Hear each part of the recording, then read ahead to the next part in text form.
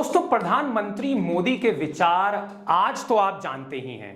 वो कई कार्यक्रम में देश का विजन रखते हैं और इसके अलावा मन की बात में भी वे अक्सर देश की संस्कृति, गौरवशाली परंपरा, दर्शन और विश्व बिंदुत्व की जो है बात करते हैं। लेकिन क्या आप जानते हैं, आज से लगभग 20 से 25 साल पहले नरेंद्र मोदी देश के बारे में क्या विचार रखते थे?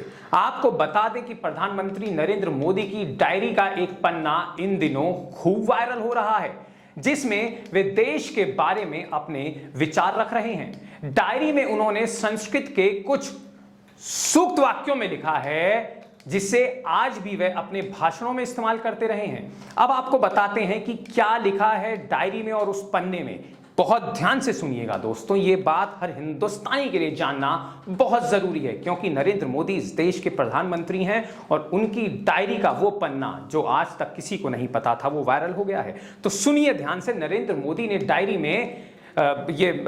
मोदी ने ये डायरी तब लिखी थी जब वह ना तो प्रधानमंत्री थे और ना ही मुख्यमंत्री। उस समय वे सिर्फ बीजेपी के एक साधारण कार्यकर्ता हुआ करते थे। उन्होंने डायरी में भारत के गौरवशाली परंपरा, दर्शन, विश्व बिंदुत्व और विश्व कल्याण की भावना को बयान करते हुए संस्कृत के सूक्त वाक्य लिखे हैं। डायरी में लिखा हुआ है कि हमारी चेतना हमारी प्रकृति है, विविधता में एकता है, कार्य संस्कृति तेन त्यक्तेन भुंजिया, यानी त्याग पुरस्कृत होता है और फलदायी होता है। इसके बाद कार्यशैली सहना भवतु सहनो भुनंतु, यानी ईश्वर हम सभी की रक्षा करे, हम सभी का एक साथ पालन करे।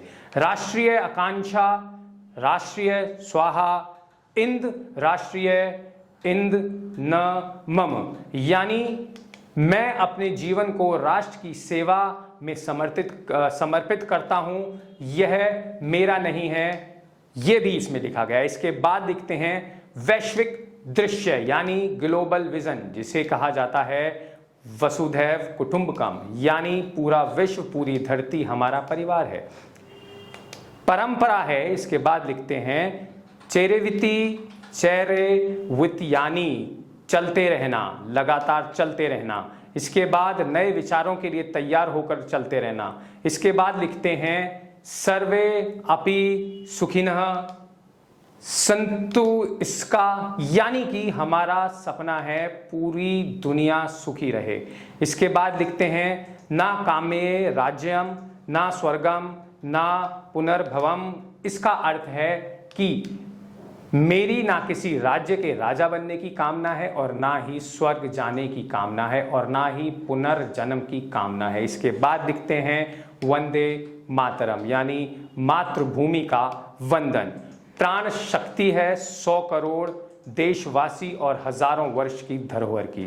अब ये बात भी कही जा रही है कि संस्कृत में जो भी मोदी ने लिखा, ये लेटर आखिर आया कहां से, एकाएक निकल के कहां से आया। तो आपको बता देते हैं, मोदी आर्काइव नाम के वेरीफाइड ट्विटर हैंडल से डायरी के इस पुराने पन्ने को मोदी के जन्मदिन के कुछ दिनों बाद शेयर किया गया था।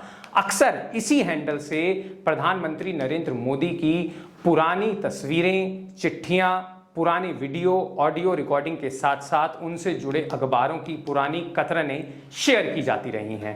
अब बात ये आती है कि ये जो लेटर है ये कब का हो सकता है।